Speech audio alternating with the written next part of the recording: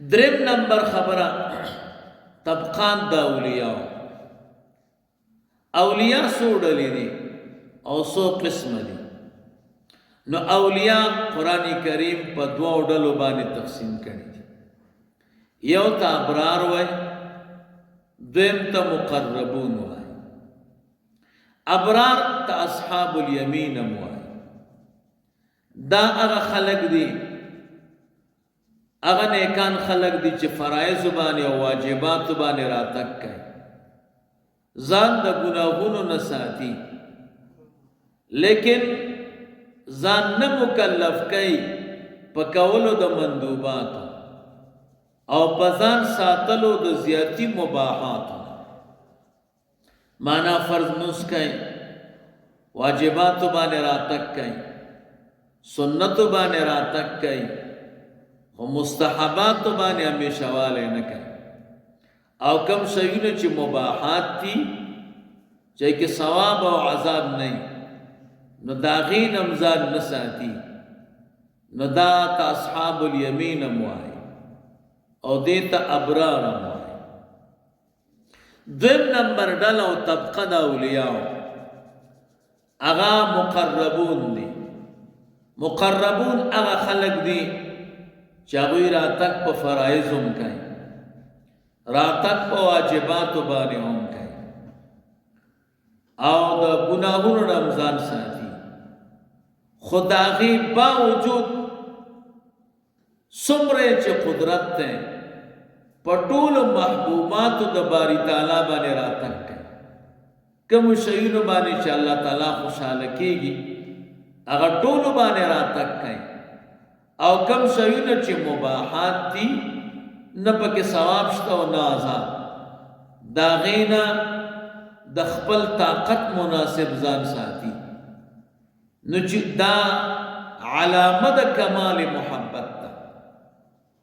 نو چې دوی د خپل رب سره کامل محبت کوي، نو الله تعالی د دوی سره کامل محبت کوي. بخاری شریف کې حضرت ابو هریرہ رضی اللہ تعالی عنہ روایت تے رسول اللہ مبارک صلی اللہ علیہ وسلم فرمائے کہ اللہ فرمائے، حدیث قدسی دے، حدیث قدسی دا اللہ تعالی خبر ہے او قرآن کریم ہم دا اللہ تعالی خبر ہے. خو پمیس کے فرق دے، قرآن کریم الفاظ او معنی دا ټول د الله د طرف نه ده، او حدیث قدسی کې معنا د الله تعالی او الفاظ د رسول الله مبارک صلی الله علیه وسلم. دویم فرق دا دی چې قرآن کریم یو وحی مطلوع ده، د دې تلاوت کېږي،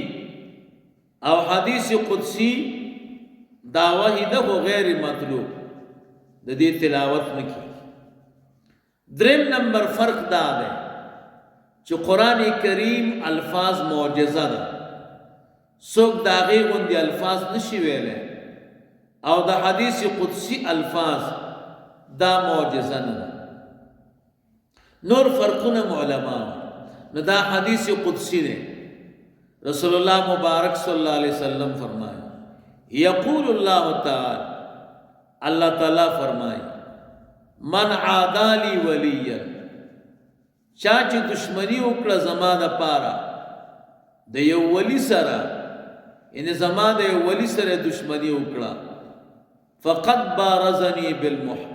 بالمحاربه، دا ما سره مقابله وکړه په جنگ سره. او بل حدیث کې راغلی دی فقد آذنته بالحرب، ما دته خبر ورک په جنگ سره. او بیا دغه ولی بیان رسول الله مبارک کوي، د الله تعالی نه قصه کوي، وما تقرب الی عبدی، نزدېکت نه کوي ما ته یو بنده زما، بمثل اداء ما افترضت علیه، په مثل د ادا د هغې چې ما په ده باندې فرض کړی دی. ولا یزال عبدی، وما تقرب الی، او هغه چې نزدېکت کوي ما ته عبدی بنده زما، بمثل بمثل اداء مفترست علی په مثل دادا داغي چې ما په د باندې فرض کړی ده یعنی په فرایض ما ته ځان نږدې کړي ولا یزال عبدی همیشه د بنده زما یتقرب الی بالنوافل چې ځان نږدې کوي ما ته په نوافلو حتی احبه تر دې پورې چې زور سره مینه وکړه د نوافل کوي الله وایي چې په ما باندې ګران شي نو فاذا احببته چې کله زور سره مینه وکم په ما ګران شي كنت سمعه الذي يسمع به زد د بیا هغه اوریدل شم یمانا هغه غوګونه شم چې پاغي باندې اوریدل نو چې الله وزي غوګونه شم نو ښکارا خبره ده چې د غوګونو ګنا نه محفوظ او د الله تعالی بیا لري او نږدې برابر وبصره الذي او زد د اغسترګو دید شم یبصر به چې دا پاغي باندې لیدل کوي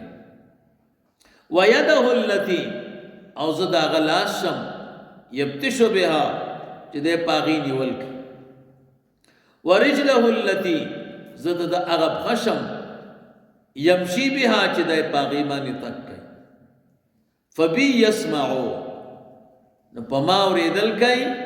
وبي يبصروا پما لیدل کوي وبه يبتشو پما نیول کوي وبي يمشي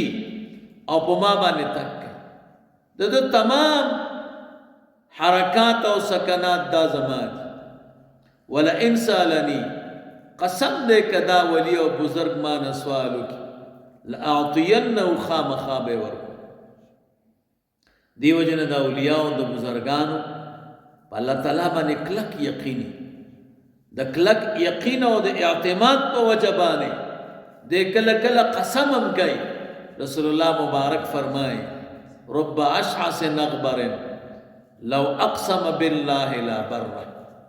ډیر کرته به یو سړی به برسره ګوره بسر کې به خوري الله ته به دومره محبوبي کده په الله قسم کی الله نه حمس الله په خپل فرمایي ولا ان سالني لاعطينا قسم دې کده ایمان سوالو کی زبر خامخاور ولا ان استعاذ بي او کپما باندې پناه وغواړي لاعيذن زبر ته پناه وما ترددت عن شيء انا فاعله ترددي عن قبض نفس عبد المؤمن يكره الموت زما د بنده په مېس کې تردد او اختلاف په هیڅ شي کې ناراضي بغیر د دینه چې زما بنده مرګ بد غړي واکره مساته او زد د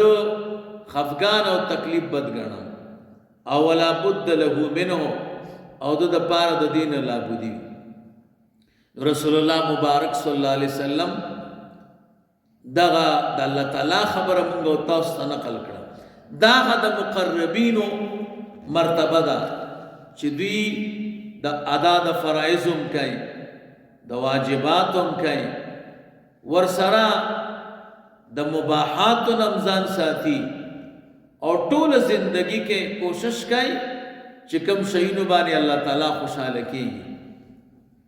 اغا د الله تعالی محبوبات باندې راتلو کی نو دا غوېمه مرتبه د اولیاء او دا چې هغه ته اولیاء مقربون وایي اللهم صل علی سیدنا ومولانا محمد وعلى آل سيدنا ومولانا محمد